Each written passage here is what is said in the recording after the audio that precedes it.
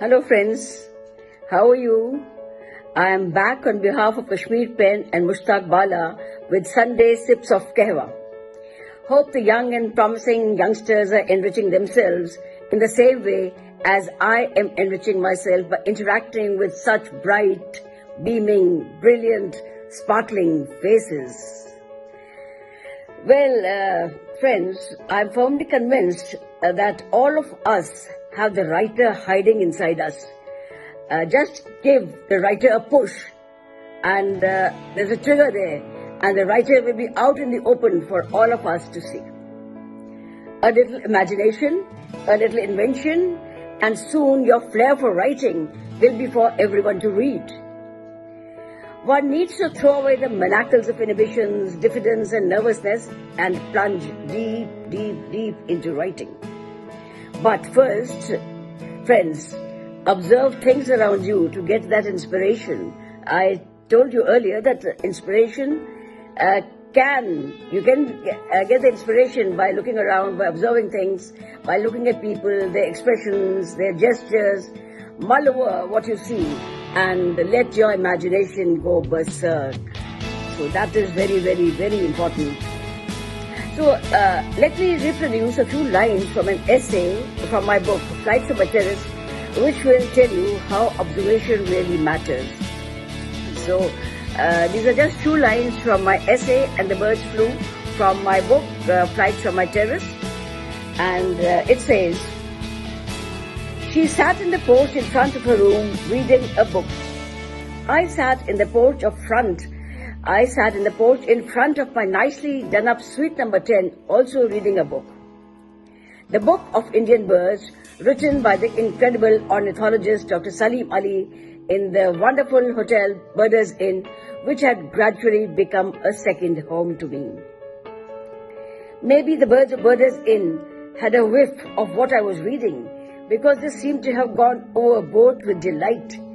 A peacock squawked from a nearby tree, and a couple of miners hopped around with glee. Chit, chit, chit, they said, cocking the tiny heads and peering up at the book in my hands. The tiny sunbird, with its plumage, flitted from tree to tree. A buoyant parakeet zoomed past and sat in the bird's perch, dipping its beak into the water, and a magpie robin hopped up to me, trying to get my attention. They appeared to be bent on lifting my sagging spirits. I simply loved the way these birds were serenading me and tried to make some sense of this boisterous bird banter. Well, my observation triggered this essay, and it is from this essay that I have shared this extract.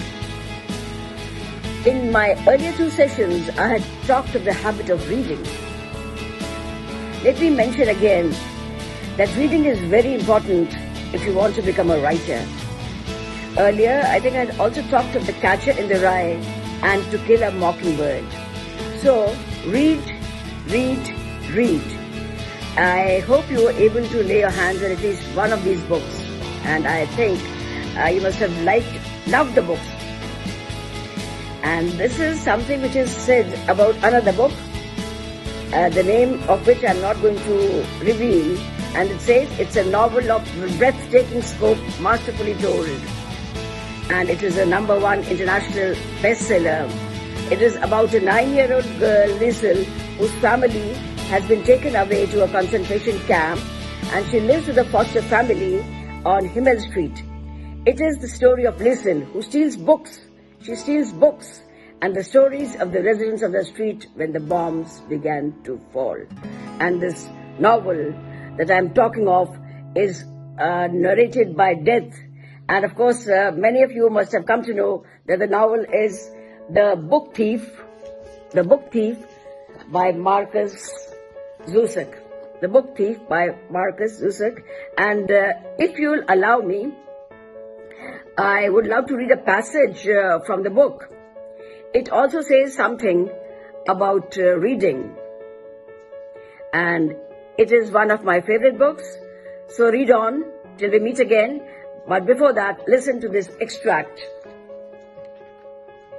Here it is. It is on page 80. page 80. They all stood up and did a reading, all at different levels of capability.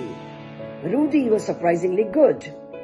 Throughout the test, Liesl sat with a mixture of hot anticipation and excruciating fear. She wanted desperately to measure herself, to find out once and for all how her learning was advancing. Was she up to it? Could she even come close to Rudy and the rest of them? Each time Sister Maria looked for her list, a string of nerves tightened in Liesl's ribs. It started in her stomach, but had worked its way up. Soon it would be around her neck, thick as a rope.